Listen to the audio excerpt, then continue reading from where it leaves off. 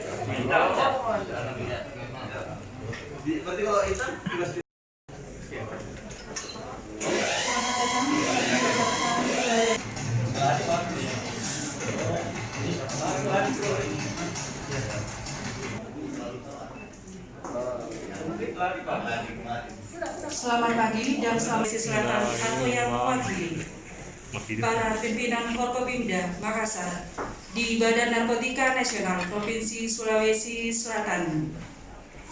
Dapat kami informasikan kepada Bapak dan Ibu, kami telah menyediakan masker dan hand sanitizer di dalam tas yang telah kami sediakan.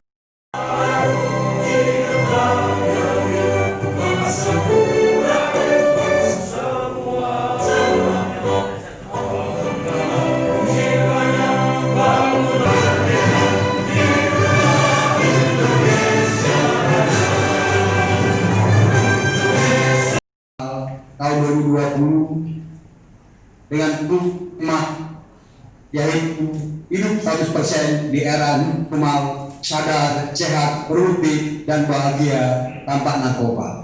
Bapak Wakil Presiden yang kami hormati, berdasarkan hasil penelitian Badan Narkotika Nasional dengan Pusat Kajian Masyarakat dan Budaya LIPI pada tahun 2016, tren prevalensi penyalahgunaan narkotika di Indonesia terakhir sebesar 1,80% atau setara dengan 3.498 orang.